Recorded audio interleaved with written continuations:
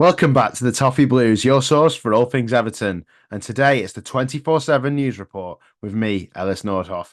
It's Wednesday, the 17th of July, and we're here to tell you everything that's happened in the world of Everton today. So we'll start with Beto. Beto is the headline news today. Apparently, Bologna are interested in signing Beto, but there's no indication yet whether Everton would actually be willing to sell.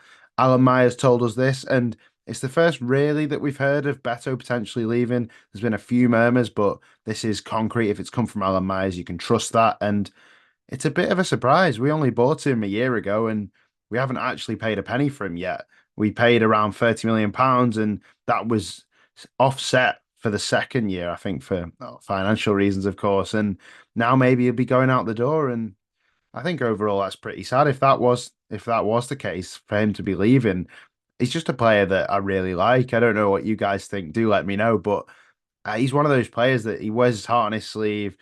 He feels like an Evertonian. He actually claims to be an Evertonian as well, which we all thought was brilliant at the time when he signed. But it's just not quite worked out for him, has it? He's not delivered really the goals that we'd have wanted to see, but he's not really had the time on the pitch to prove that either. So it'd be an interesting one to see how it actually develops. And he's impressed so far in the camp in Ireland. So maybe Sean Dyche should be looking, thinking, I need to keep hold of him.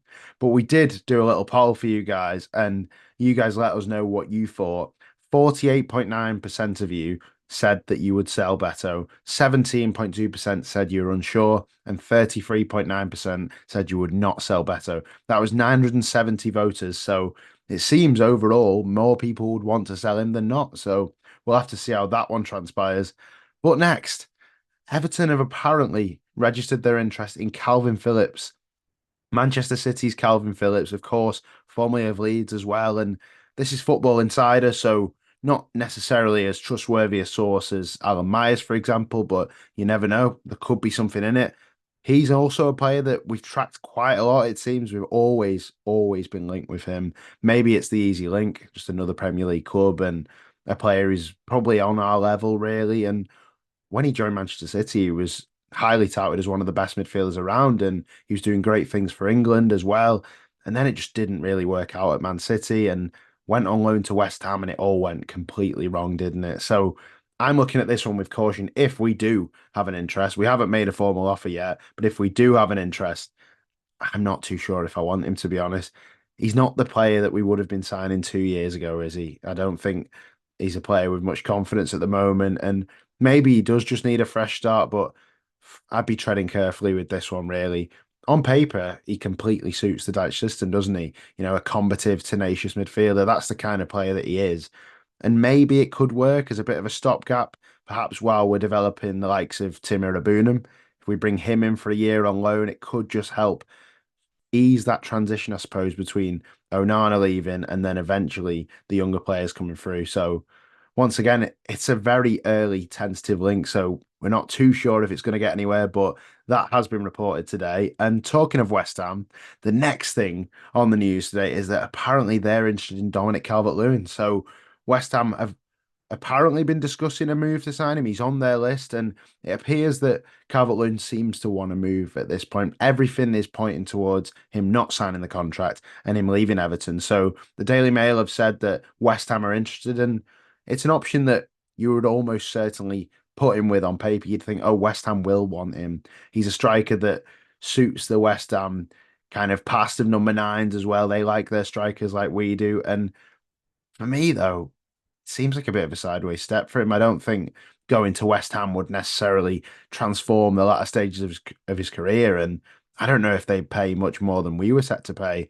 Everton apparently offered him a fantastic deal, and he hasn't turned it down yet. I will state that, but he hasn't signed it yet either. So another one just to see what happens, really. Will Dom leave? Will he not? Let me know your thoughts in the comments on that one, because I think some people are falling out of love with Dom a bit over this, but then other people are saying, well, it's his last big move, isn't it? He either needs to sign one last big contract to Everton or make one last big move. And at a time where he's just recently had a baby as well, obviously he'll be thinking he needs to be somewhere where he's going to be stable for a long period of time. So be interesting to see whether he does choose to stay at Everton or if he moves perhaps to West Ham.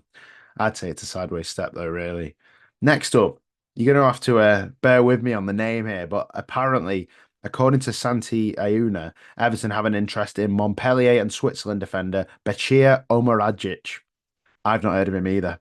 Apparently, we could make an offer soon for the 22-year-old. He's a defender, and other German teams are interested as well.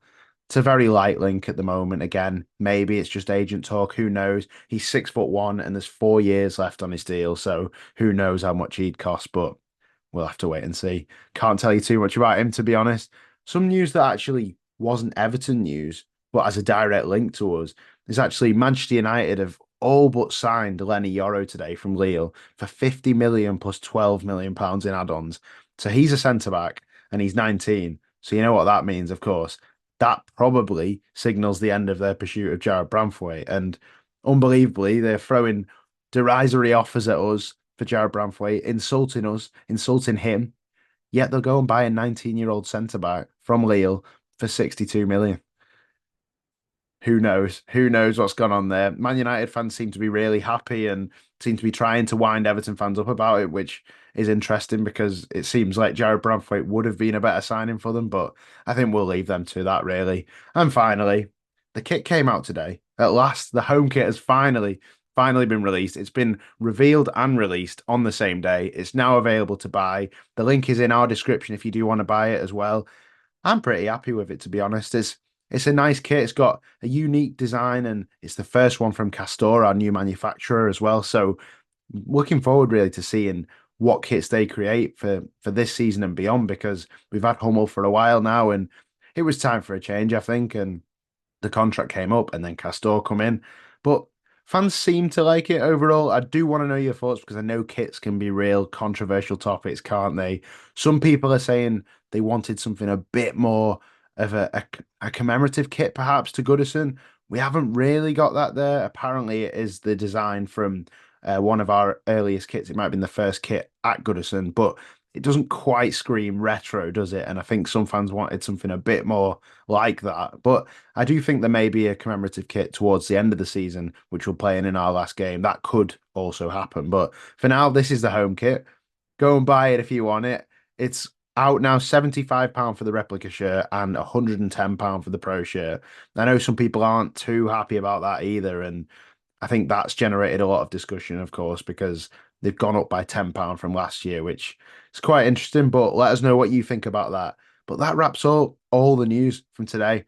Not a lot going on in terms of concrete news, but a lot of little bits of speculation, which is what you're always going to get in a transfer window, aren't you? But I do hope you've enjoyed. Let me know what you think in the comments. Go and check out Thomas's video on the new kit where he has gone in to the Royal Liver building and broke it down and looked at it in the finer details. So go and watch that.